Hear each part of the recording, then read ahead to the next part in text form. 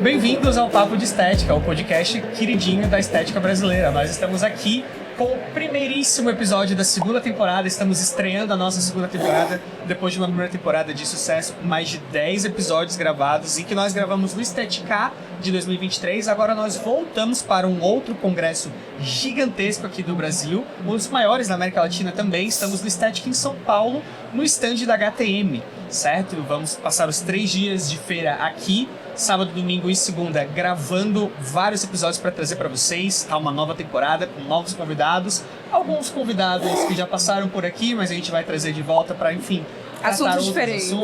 Tratar, enfim, porque a gente sabe que todos os convidados que a gente já trouxe, que a gente ainda vai trazer, são pessoas que têm muito para falar, então nunca é demais. Uma área que só cresce, né, Bruninho? Então a gente traz aí atualizações para vocês. E, inclusive, agora eu vou falar para vocês, né, nós estamos aqui na primeira temporada, nós estávamos com a Pri, que gravou ao meu lado a primeira temporada. Agora nós estamos daqui pra frente, da segunda e terceira e quarta e todas as próximas, se tudo der certo. Amém. Estamos aqui com a Sofia e eu vou começar pedindo pra Sofia se apresentar pra vocês, gente, pra vocês conhecerem a nossa nova apresentadora. Oi, gente, meu nome é Sofia Silveira, atuo na área da estética há 4 anos, sou acadêmica em biomedicina e atualmente sou responsável técnica pelo marketing de uma das maiores revendas de tecnologias da estética e Hoff. Eu, como sempre, sigo aqui, depois da primeira temporada, retornando para a segunda. Meu nome é Bruno Machado, sou comunicador, publicitário e marqueteiro da área da estética, também atuo aí numa grande empresa no segmento, certo? E antes de começar a apresentar para vocês a primeira convidada dessa nossa segunda temporada, como sempre, eu quero deixar o nosso agradecimento para os patrocinadores e apoiadores do projeto, certo? Nessa temporada nós, como eu citei, estamos no stand da HTM, estamos sendo apoiados, patrocinados pela HTM, que trouxe a gente para o espaço deles, cedeu esse espaço aqui. E a HTM, né, gente, sem palavras para a HTM, aquela empresa, indústria que todo mundo conhece, um caso de sucesso gigantesco da estética brasileira, é uma indústria referência na produção de equipamentos eletroeletrônicos dos segmentos de estética e fisioterapia no Brasil, que tem alguns diferenciais como alta tecnologia, design exclusivo e grande eficiência de seus produtos. Todos os equipamentos são pensados e desenvolvidos em fábrica própria, com uma tecnologia 100% nacional. E além da HTM, quem volta também para a segunda temporada com a gente é a RentalMed, que é a nossa parceira de sempre apoiou o nosso projeto desde o começo, comprou o projeto quando ele era uma ideia, ajudou a gente a fazer tudo isso aqui acontecer.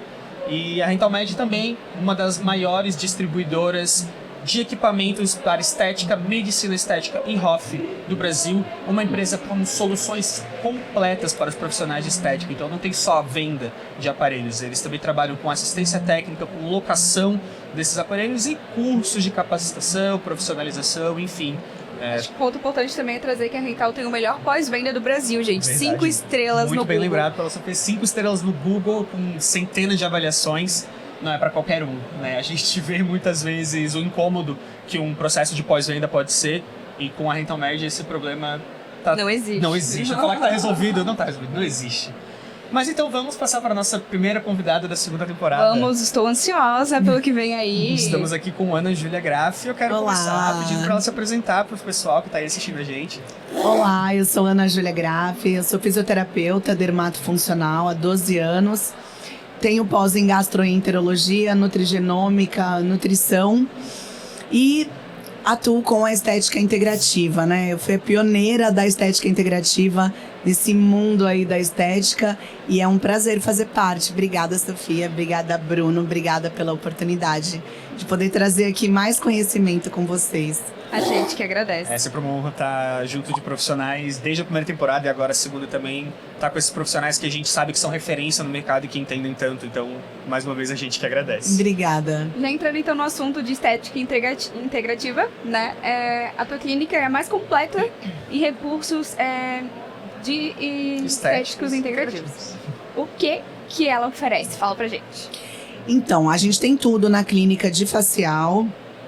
Desde harmonização, rejuvenescimento, tratamento de mancha, tudo o que envolve estética facial e estética corporal a gente tem na clínica. Celulite, drenagem, pós-parto, pós-operatório, estria, tudo de corporal, gordura, flacidez.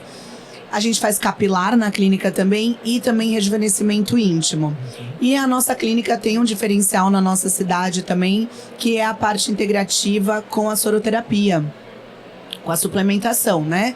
Então, suplementação oral, suplementação intramuscular e endovenosa. Então, a gente tem aí bastante coisa, a micropigmentação também, sobrancelha, de lábio, a gente é bem completo. Bem completo. Quantos profissionais trabalham na clínica?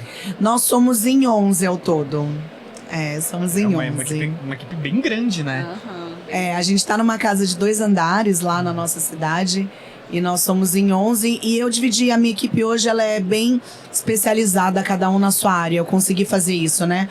O que torna também um atendimento todo exclusivo lá na nossa cidade, que é Santos, tá? Pra quem não sabe. Eu ia te perguntar. A gente é de Santos. Legal. E eu já quero aproveitar de cara, de começo, né, que a Ana já citou a soroterapia, que pra quem tá ligado, tá por dentro do que vem acontecendo na Estética Notícias, pauta quente. É uma pauta muito quente e nós vamos falar sobre soroterapia. Vamos lá, vou até me organizar aqui.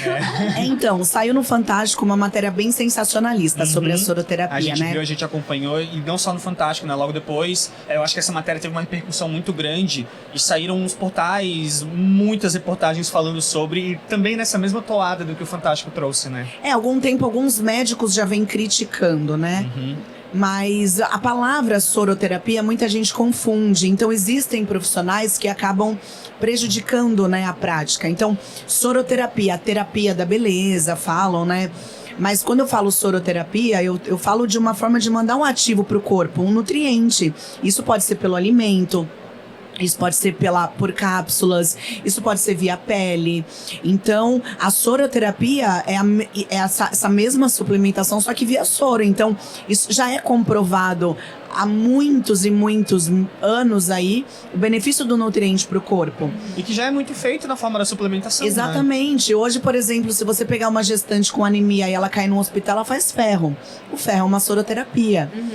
A gente tem ferro hoje em dia numa mesa de cirurgia, a gente tem ferro hoje para criança também, né? Então, o ferro é uma soroterapia. Então, a palavra soroterapia, alguns profissionais que até iniciaram a prática com ela, deram uns passos para trás depois desse monte de matéria. E isso é muito sério, porque a gente consegue beneficiar os pacientes, mudar. A gente tira uma pessoa da depressão, a gente tira uma pessoa de síndrome do pânico, do cansaço excessivo, da queda de cabelo. A gente tira pessoas da cama com soro. Claro que a gente é da área da estética. Eu atuo também na área da saúde pelas minhas formações. Mas a gente, da área da estética, a gente trabalha a soroterapia com estética. Mas está muito ligado à saúde. Então, algumas pessoas ficaram, assim, com medo dessa prática por conta dessa matéria. Que, assim, não tem nem sentido, né? Porque eles colocaram lá uma blogueira que foi embora com o soro no carro. Isso não existe. A gente não vai colocar o soro. A pessoa tá com pressa. Ai, tem como correr o meu soro mais rápido que eu tenho que ir embora? Não, não tem. Então, você vai fazer o seu soro pela metade. Ou vem outro dia, né? Porque qualquer coisa que eu coloco no organismo de uma pessoa, eu tenho que ter conhecimento sobre aquilo, né? E aí ficou essa matéria sensacionalista, deu o que falar, mas é super seguro quando feito por profissionais que entendem, né? Eu acho que é importante a gente citar isso, porque da mesma forma que acontece com a soroterapia e que agora é o espantalho do momento, que a galera pega pra bater, sempre o que importa é o profissional, é ter cuidado com o profissional escolhido, saber que não é algo que pode fazer em qualquer lugar, pesquisar muito bem, né? Eu acho que é importante a gente trazer isso e não tratar a soroterapia como se ela fosse um mal a ser combatido, né? E não usar também ela como marketing apelativo, né? Soroterapia, o soro da beleza.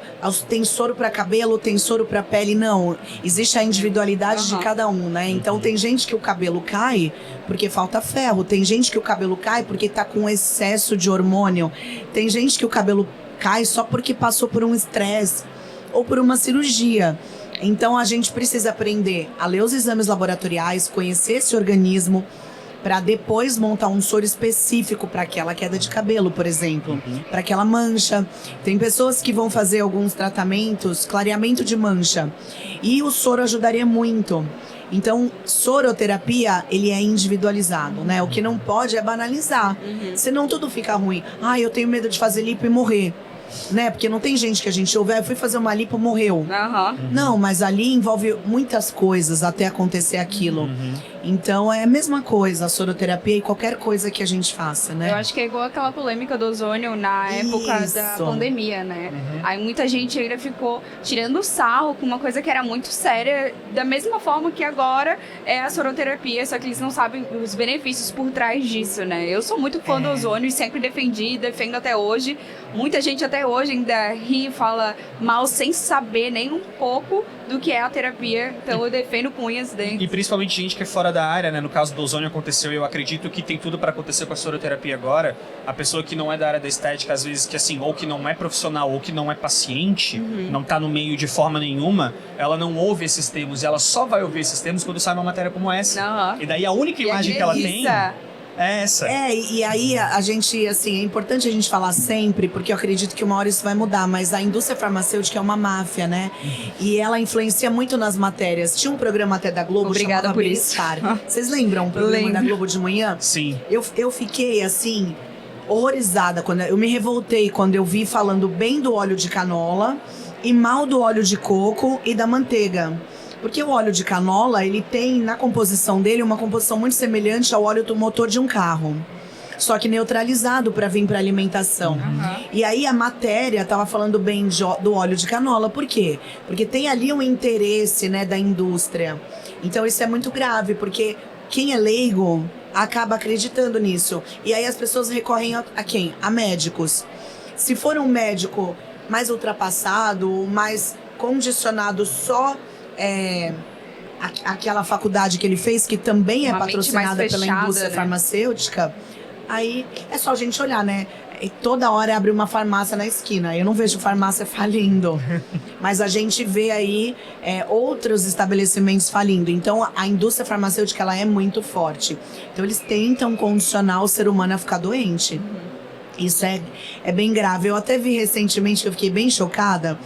Eles estão mudando os níveis da curva de Gauss. Se vocês pegarem o exame laboratorial, tem um mínimo e um máximo que a gente tem que ter para a gente acreditar que está saudável. Eles estão diminuindo os níveis.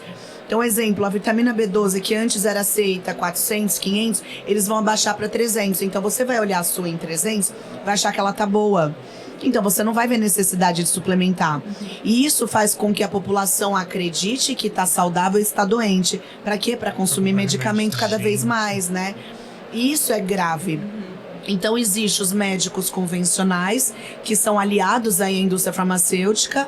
Existem esses médicos que vieram para quebrar mesmo e transformar a saúde das pessoas e a vida delas, né? Mais humanos, inclusive, que trazem aí essa visão integrativa, que é a medicina pela saúde mesmo, né? Então, fugindo dessa imagem errônea da soroterapia, o que ela realmente é? Quais os benefícios reais da soroterapia? Então, a soroterapia, a palavra soroterapia, o que que é?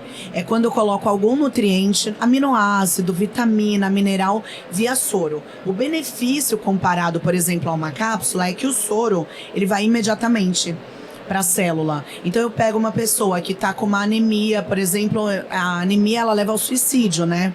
A pessoa fica extremamente triste, cansada. Então eu pego uma pessoa que está de cama, eu faço uma infusão de ferro, a pessoa termina o soro e manda uma mensagem no dia seguinte. É impressão minha, porque eu já me sinto muito melhor, mais disposta. O soro, ele é imediato. Via oral, a gente tem todo o trato gastrointestinal, então demora. Então, às vezes, o benefício vem depois de 2, 3 meses, 6 meses a 1 ano. O soro, ele é imediato. E o intramuscular terapia também leva mais ou menos 3 horas. Então, a diferença é essa entre eles, né? O soro, ele é imediato. Eu ia até te fazer essa pergunta um pouco depois, mas eu vou aproveitar essa deixa, né? Essa suplementação oral, vendida em farmácia, não posso citar aqui nem... Não citar nome de marca nenhuma. Marca nenhuma, mas acho que tu vai saber que tem um alfabeto todo. De A a Z. Isso. Não podemos falar. Como nós falamos aí. Isso. Elas realmente funcionam? Qual que é a tua opinião sobre? Eu não gosto dessas suplementações porque existem nutrientes ali no meio que se repelem. Então, exemplo, quando você compra uma suplementação pronta, que a maioria conhece, de A a Z, a gente tem ali no meio, na mesma composição, o ferro e o cálcio. E eles se repelem. Então, quando eu tomo algum comprimido que tenha ferro e cálcio, eu vou absorver mais o cálcio, eu vou repelir o ferro. Tem alguns suplementos até para bariátricos que eu pego bastante, que eles vêm também com tudo. Primeiro, é muito pouca quantidade. Muitas vezes doses que nem uma criança vai ser beneficiada, né? Mais um marketing. E na maioria das vezes com nutrientes que se repelem. Então, o ferro com cálcio se repele, o cálcio com manganês, que é um nutriente importante. Então, não compensa a gente usar esse tipo de suplemento. Compensa a gente procurar um profissional que está habilitado, um profissional com conhecimento aí de nutrição, para montar um específico pra gente. Então, tem certas coisas que a gente muda os horários. Tem coisas que é melhor tomar com a refeição. Tem coisas que é melhor tomar em jejum. Então tem tudo isso, né? O tipo de cápsula também. Por exemplo, eu tomo uma cápsula, mas o meu estômago é saudável. Você toma uma cápsula e você costuma ter dor de estômago, refluxo. Então a sua cápsula é diferente da minha. Porque o seu nutriente vai ser dissolvido no intestino. Porque no estômago não vai adiantar. No meu já pode ser no estômago. Então assim, é bem individualizado mesmo. Né? Não é assim à toa. Eu também gosto de passar sem corante. Essas cápsulas têm corante, né? Enfim. Rosinha. É todo um contexto. Então, é importante que essas vitaminas, esses nutrientes sejam consumidos pelo corpo de forma individual. Com certeza, até porque tem várias dosagens, né? Então, pra você a dosagem é uma, pra ela é outra, pra mim é outra. Eu digo individual também no sentido da substância, né? Tipo, uma substância por vez. Dependendo da substância, sim, com certeza. Tem as vias também, tem pessoas que eu passo só sublingual, outras dá pra fazer em cápsula, ao mesmo ativo. Então isso é bem complexo, né? E qual que é a diferença porque falou da aplicação intramuscular e da endovenosa? Né? Tu consegue explicar pra gente tanto a forma de aplicação mesmo, quanto o efeito que ele vai dar? Tá. Pela veia é imediato o efeito e pelo músculo demora mais ou menos umas 3 horas. Pela veia eu não posso colocar nada oleoso, senão eu posso gerar uma embolia e matar a pessoa.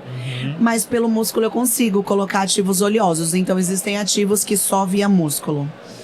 Então a gente, pela veia, eu consigo colocar um monte de nutriente junto. Pelo músculo, no máximo 5 ml por ponto. Então pensa, eu vou colocar, 6 ativos, 8 ativos. Então eu vou colocar 5 ml num bumbum, 5 ml no outro, 5 ml numa perna e 5 ml na outra. Acabou.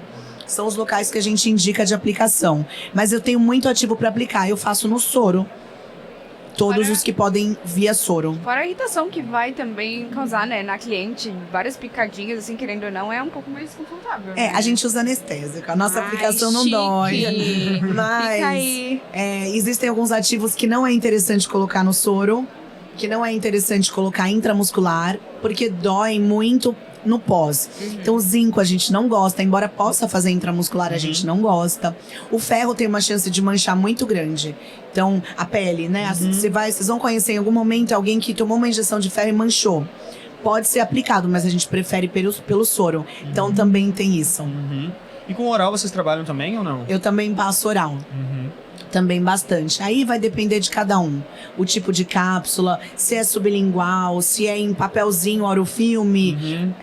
Isso também tudo influencia. É complexo. A gente também faz a prescrição, porque as pessoas acham que a gente quer passar só soroterapia. Não, a soroterapia você vai lá, coloca no teu corpo o que você tá precisando muito e dá um pico para você chegar no nível ideal.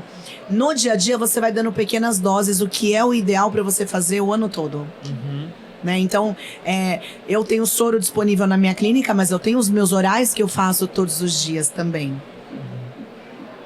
E é meio complicado falar em preferência, porque cada caso é um caso.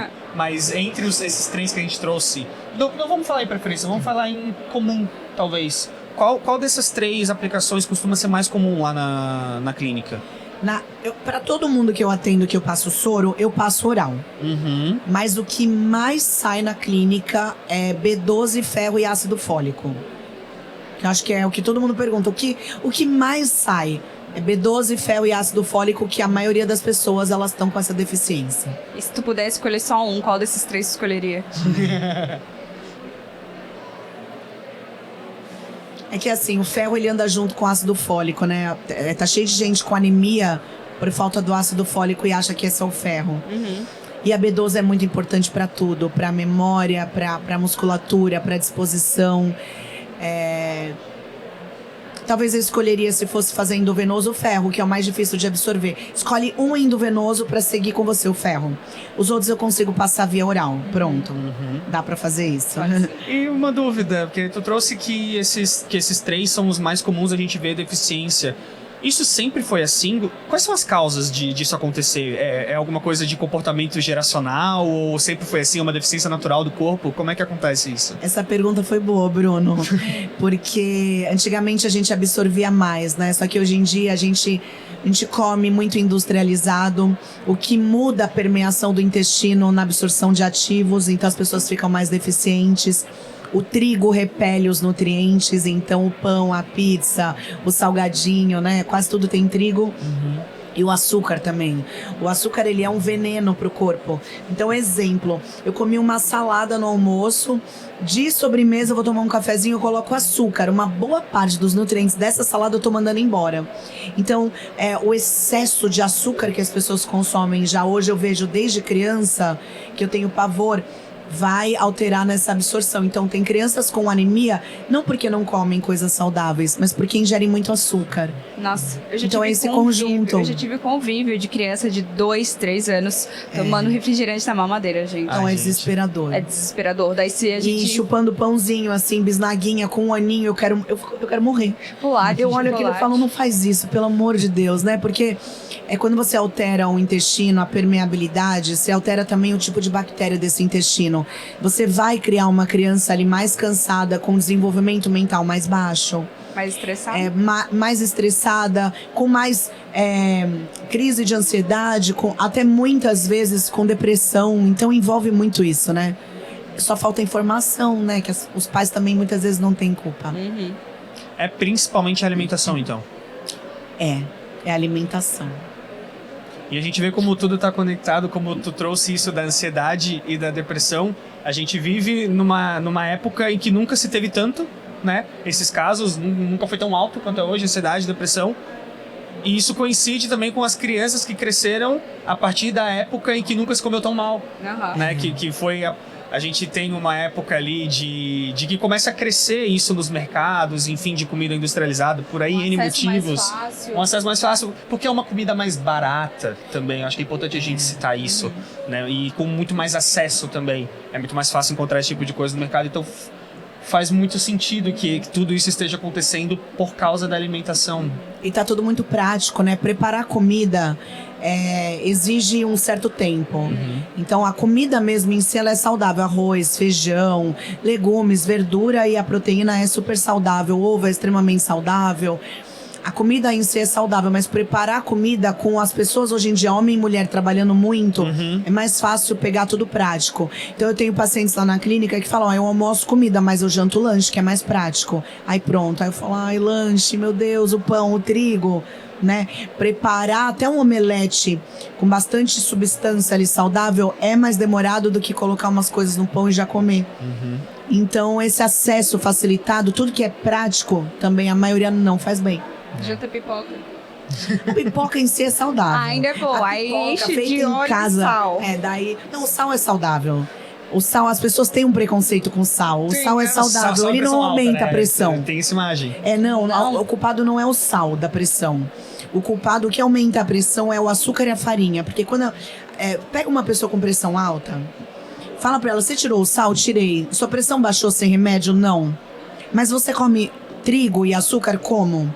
Por quê? A ingestão alta de trigo e açúcar aumenta a insulina. É a insulina que faz a captação do sódio. Então, o problema não é o sal. O problema é o açúcar e o trigo. Isso é o que abaixa a pressão. Isso as pessoas não conseguem largar. O pão é muito difícil.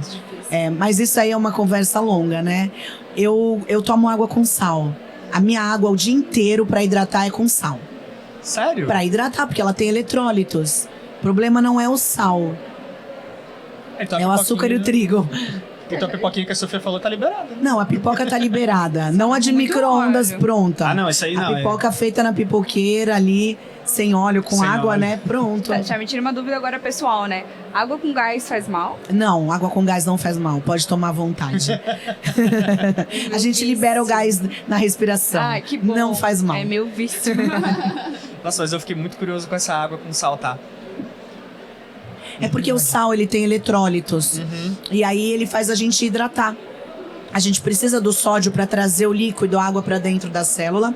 E a gente precisa do potássio para pegar esse líquido dentro da célula e jogar para fora. Então é esse equilíbrio. O sal, ele faz isso. E aí quanto menos sal, menos a gente vai hidratar. Porque o problema mesmo da pressão é o excesso de sódio no corpo? Sim, o sal não tem tanto sódio. O que faz a captação do sódio é o aumento da insulina, gerada pelo trigo e pelo açúcar. Entendi. Que curioso. Interessante. Mas, quero voltar um pouco, porque teve falando ainda, voltando pra soroterapia, né? Não que a gente tenha saído, mas enfim, mais diretamente.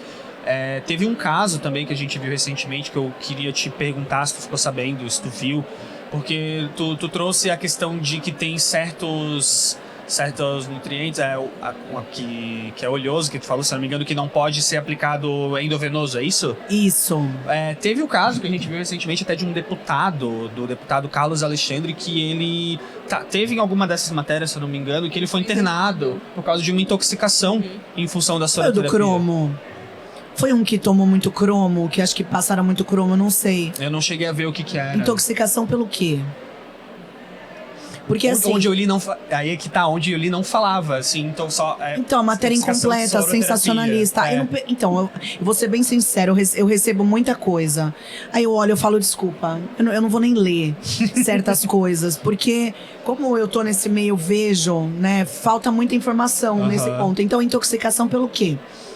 Por tal ativo. Quando eu vou passar um ativo pra qualquer pessoa tomar, eu tenho que ver os exames dela. Sim. Eu tenho gente que chama a gente lá na clínica, que já é paciente há 4, 5 anos. Ai, fala pra ela que eu quero fazer tal coisa. Não, exame primeiro. Ai, mas eu já sou de casa, eu tô precisando. Da outra vez eu tomei isso, me fez bem. Eu não faço. Porque sou eu que vou responder. E eu não tô louca, né, de correr esse risco. Não, tá louco. Então, assim, você... Quando eu trouxe a soroterapia, eu sabia que eu ia ter que aguentar muita coisa. Eu tenho todo o respaldo jurídico para trabalhar com isso. Tudo. Eu tenho médicos que vão na minha clínica fazer soro, que pedem a minha prescrição. Médico, dentista. Então, para eu atingir isso, eu precisei constar com confiança. Então, assim, quando eu escuto um negócio desse, a minha resposta é, primeiro, qual foi a intoxicação? E a pessoa que passou, olhou os exames laboratoriais, a partir de que ela passou isso para essa pessoa tomar?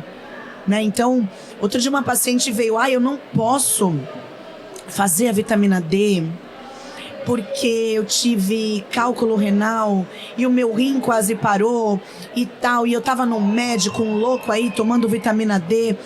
E aí eu fiquei 1 hora conversando com ela para ela entender que o problema não era a vitamina D.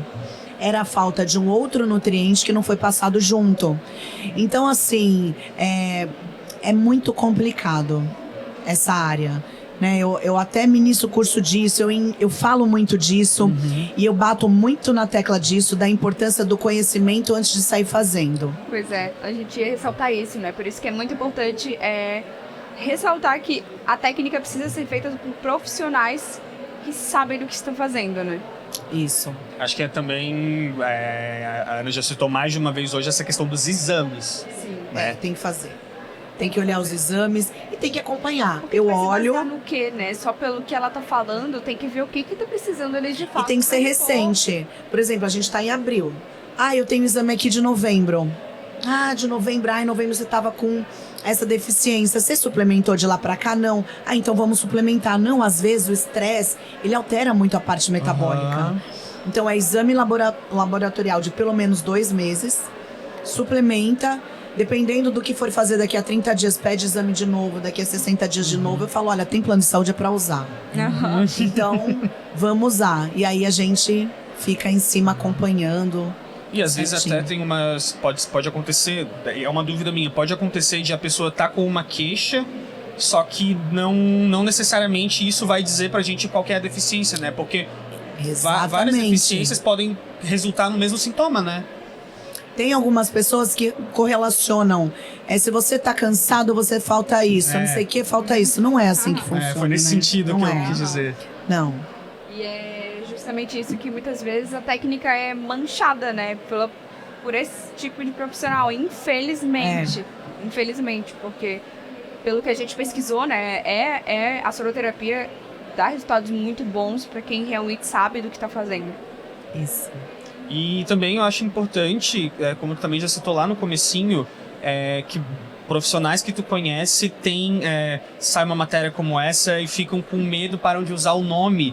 E que, não sei, fica talvez o recado de que é importante não fazer isso, mas bater de frente, né? Combater, falar, não é isso.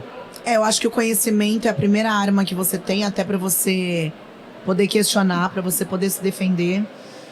Vai sentar um médico na tua frente, uma médica na tua frente. Você é um profissional da estética, um esteticista. Você não pode se sentir intimidado ou intimidada por conta disso, né? Se você tiver conhecimento, você vai falar sobre o seu conhecimento. E se essa pessoa tiver humildade, que muitos têm que eu conheço, eles vão falar, caramba, tem uma médica lá na clínica cardiologista que ela fala, eu amo aprender com você.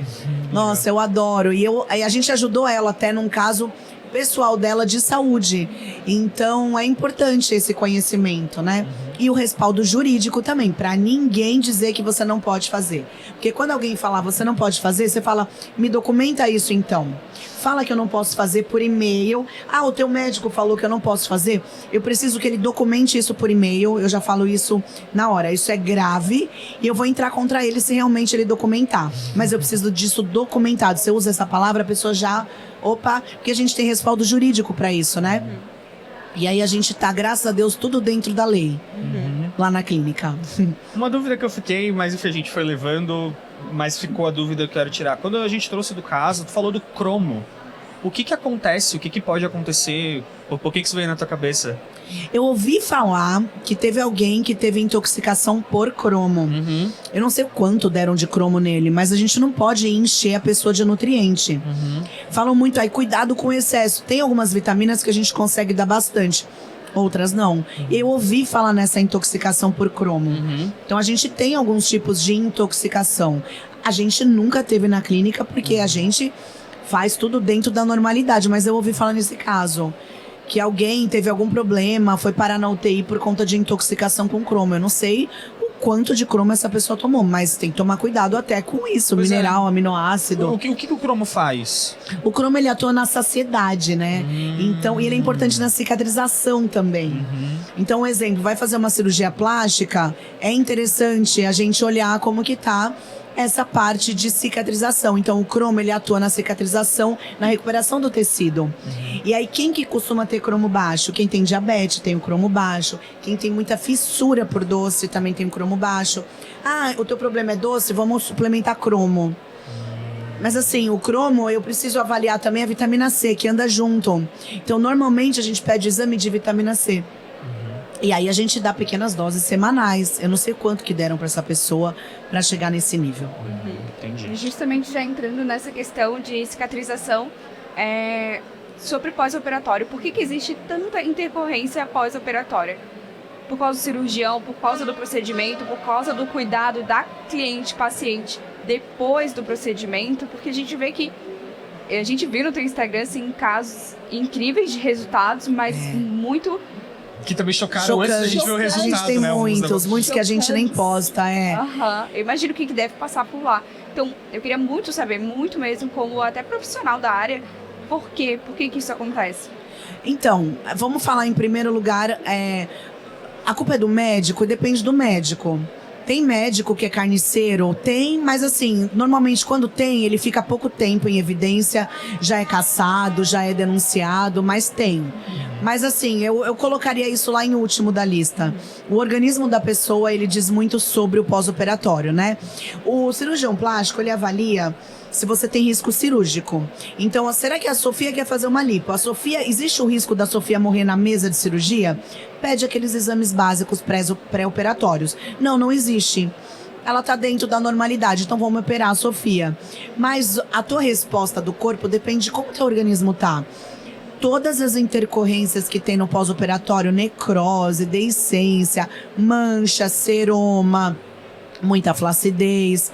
Normalmente acontece em pessoas que não estavam com um organismo muito bom antes de operar. Essa parte ela é integrativa. O cirurgião plástico que não é integrativo ainda não atua. Vou colocar um caso. Teve uma moça lá na nossa clínica. Ela trabalha muito o ano todo. E ela se programou para operar no começo de dezembro. E aí ela foi lá na clínica. Olha, eu vou fazer mama, redução, vou colocar silicone, vou fazer abdominoplastia, vou limpar o corpo todo, vou colocar no bumbum. Era cirurgia aí para 8 horas de agressão. Eu falo que a cirurgia plástica ela é um massacre. A pessoa ela vai ser mutilada, o corpo tá lá quieto, de repente ele vai ser mutilado.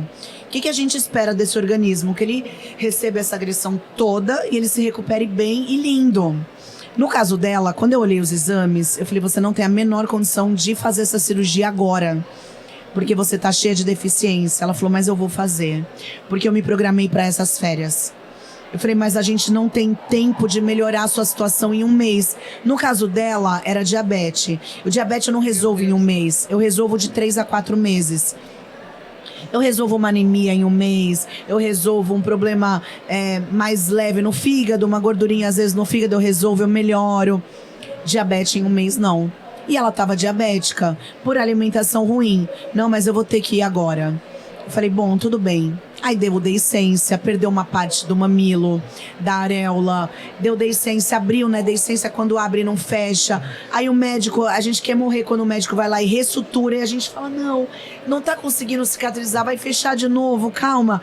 Aí eu sei que ele fechou 2, 3 vezes, aí necrosou. Foi um caso triste, ficou muito feio o pós dela, ela teve que refazer. Quando ela foi refazer, ela... agora eu vou acompanhar com vocês 1 ano depois. Ninguém quer que isso aconteça. Teve um outro caso que eu falei, não é hora de você operar agora. E ela falou, mas é minhas férias. Eu falei, mas não vai valer a pena. Ela, tá bom. Fez 1 ano depois e foi incrível. Então a gente faz esse pré-operatório, que é essa parte integrativa. Cuida do organismo para deixar ele top, para ela ir para a cirurgia e ter uma cicatrização incrível, né? É o seu sonho. Gente, uma cirurgia hoje com um médico conhecido aqui em São Paulo, por exemplo, é 180 mil reais. Tem gente que junta anos e anos e anos, sonha em fazer uma lipo de 100 mil, abdominoplastia com uma mama 180. Não é mais que nem antigamente, 40 mil, você fazia uma recalchutada, né? Tem ainda. Mas aí você almeja lá o médico da fulana famosa. Você vai investir, você tá preparado para ficar horrível, para ficar péssimo. Então ninguém quer passar por isso, é muito triste. E a gente fica muito mexida com isso lá na clínica, a gente fica emocionada, a gente quer ajudar. Então a gente faz o pré. Por isso a gente aconselha a fazer o pré. E tem casos que a gente fala, não opera. E assim, parece que a gente adivinha. Todo mundo que a gente fala não opera e opera dá ruim. Mas não é adivinha, é entender o que não tá acontecendo com aquele corpo, né? Não, e o mais triste que deve ser acompanhar isso de perto é... ela já não tá satisfeita com ela. Com o que ela tem. Consigo. Autoestima abalada. Aí ela pega, faz um tipo de cirurgia, acha que... né, vai mudar, aí pega e acontece uma intercorrência. Meu Deus, como que não deve ficar o psicológico de uma paciente dessas? Assim. Que sai Fica pior bem que abalado. entrou, né? Então vocês que trabalham ainda com pós-operatório, além de tratar aquilo que ficou, ainda o psicológico dela, porque querendo ou não, quando ela deita na tua maca, ela fala, né, ela desabafa, chora. Então a gente tem tudo pega isso, muito caso, né? Não é só a grave. técnica. É também o psicológico, a parte emocional que tu tem que ficar ali trabalhando também. Então, nessas horas também a gente tem que estar muito firme, né? Teve um caso que foi um dos casos mais chocantes que a gente teve, que ela foi com a mama aberta, e aí eu tava ocupada, eu tinha que atender, a hora que eu avaliei ela, que ela abriu o sutiã assim, saiu um pedaço de gordura pra fora da mama, tinha um buraco enorme, a gente conseguia ver a prótese lá atrás, foi bem chocante. E aí a gente tinha que atender ela imediatamente. E aí a minha funcionária, que também cuida disso, ela estava ocupada. Aí eu peguei uma outra funcionária e falei, você vai atender ela? Aí ela falou, não vou conseguir. Eu falei, vai, porque agora você tem que guardar todo o teu desespero e o teu medo no bolso. Você sabe fazer essa técnica bem feita e você vai ajudar porque ela precisa agora. E aí quando eu entrei assim na sala depois para ver se tava tudo bem, que eu tava atendendo, essa minha funcionária Ela entrou no papel ali, ela desempenhou perfeito o que ela tinha que fazer e tinha uma outra ajoelhada, segurando na mão da paciente e orando. Foi uma cena, assim, muito chocante. E vocês não têm noção que naquela semana, aquela mama... eu tenho ela no meu Instagram, foi um dos piores casos que a gente pegou. Ela se recuperou, assim, de uma forma surreal. O médico entrou em contato com a gente. Foi um negócio, assim, que a gente nem sabe como que foi tão rápido. Nossa, até me emocionei, assim. Mas foi bem pesado. Ver o que ela passou e ver a equipe também unida. Então a gente dá o nosso máximo, né? E ali tava nítido que iria dar ruim, porque quando eu peguei os exames dela do antes, dá vontade de ligar pro médico e falar, pelo amor de Deus, médico, né? Então, assim, médicos e médicos, fisioterapeutas e fisioterapeutas, esteticistas e esteticistas, né? É o profissional, não é a técnica, né? Às vezes não é a área que tá saturada, né? Isso, exatamente. E às vezes eu acho que aí também talvez tenha uma questão cultural em relação àquilo que tu falou, de que ele vai pedir o exame básico para saber se a pessoa vai morrer na mesa de cirurgia. Quando na verdade ele deveria estar pedindo vários outros exames que ele deixa de pedir. E eu nem acho que isso seja algo que indica que é um mau profissional, que é um cirurgião despreparado, mas muitas vezes é porque não existe o costume de fazer isso no mercado, né? Ele não aprendeu, né? Porque a medicina mesmo, a medicina convencional... Ela ensina isso, ou não? Ela não ensina tão a fundo nutrientes, vitaminas, minerais. Então o médico sai da faculdade, você tá doente, remédio. Se você não tá doente, você tá saudável. Só existem essas duas partes. O médico que sai da faculdade fala, tá, mas por que essa pessoa adoeceu? E vai estudar, por exemplo, nutrologia, que é o nutrólogo, falando do médico, né? Ele conhece o meio do caminho. Se você continuar assim, você vai adoecer. Ou você tá com algo subclínico. Você ainda não tá doente, mas daqui a mais ou menos 3 meses, 6 meses, 1 ano, vai chegar se você não mudar agora os seus hábitos. Então eu acho que é isso, né? O médico convencional, ele só conhece a saúde e a doença. O médico integrativo, o médico da saúde, é a saúde, a doença e o meio do caminho, né? Se tá mais pra lá, se tá mais pra cá. E também entender o que fazer para ir para um lado ou para o outro, né? Ou até direcional. Eu não faço isso, mas no meu pré-cirúrgico, passa com aquela nutricionista ali, é um conjunto, uma equipe multidisciplinar, né? Às vezes não precisa ser a pessoa ir atrás de várias especializações que às vezes ela não vai ter nem tempo de fazer. Saber da importância, saber que isso existe e se aliar a pessoas que vão poder ajudar ela nesse sentido. Que na verdade é o que tu já faz na tua clínica, né? Isso, exatamente.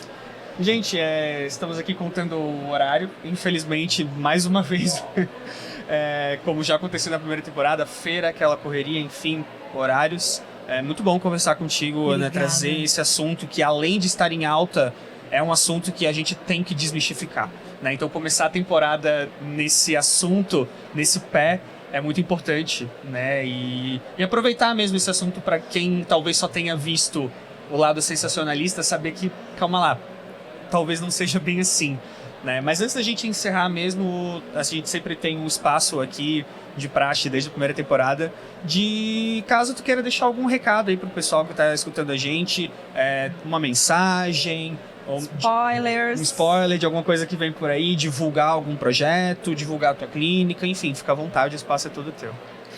Tá, eu quero mandar um recado pro profissional da estética mesmo. Para você não escutar profissionais de outras áreas dizendo o que você pode ou não pode fazer, porque isso eu escutei muito. Essa parte, como foi o nosso tema hoje, suplementação, o profissional da estética pode fazer, porque o suplemento, ele é reconhecido como um produto alimentício. Então você pode suplementar, você pode atuar e não tem ninguém que fale que você não pode fazer.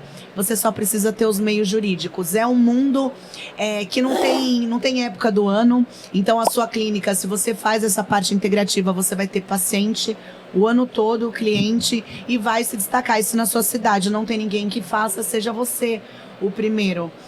Muitas vezes eu recebi muitas críticas de muitas ideias, né, que eu trouxe aí pra estética, e hoje eu vejo que tá todo mundo fazendo. Então, se você tem uma ideia que ninguém faz, acredita naquilo que você faz, tá dando resultado ali no seu dia a dia, tá fazendo bem, então continua. Porque uma hora você vai ser reconhecido, as pessoas vão te reconhecer, vão começar inclusive a fazer também.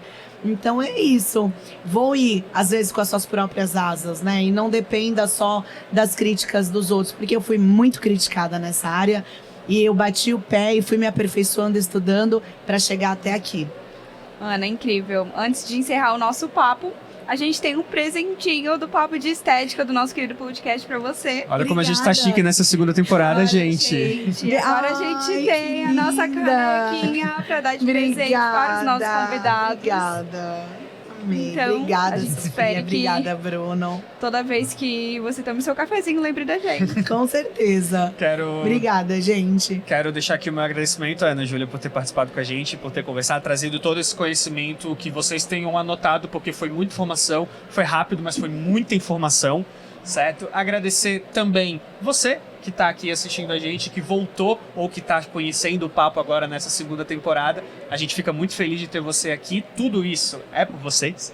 Agradecer a HTM e a Rentalmed pela parceria, né? A Rentalmed pela parceria de sempre, a HTM por ter abraçado esse projeto com a gente agora. Principalmente no dia do aniversário deles, né, gente? destaque. 25 anos de HTM. 25 anos de HTM. Vocês podem conhecer melhor tanto a Rentalmed quanto a HTM, tá? A gente vai deixar os links para todos os materiais deles aqui na descrição, né? Independente de onde você estiver ouvindo, se é no YouTube, se é no Spotify, enfim. E também, claro, agradecer a nossa querida apresentadora, Sofia, que tá aqui agora com a gente, veio para somar. Linda, ela é muito linda, gente, pessoalmente. Eu fico tola, assim. Mas obrigada também, obrigada HTM, obrigada Rentalmed pela confiança. E espero estar aqui mais vezes, né, Bruninho? É isso, e nos vemos nos Obrigada, próximos, gente. Muito Fique obrigado. com Deus. Obrigada. Obrigada. Tchau.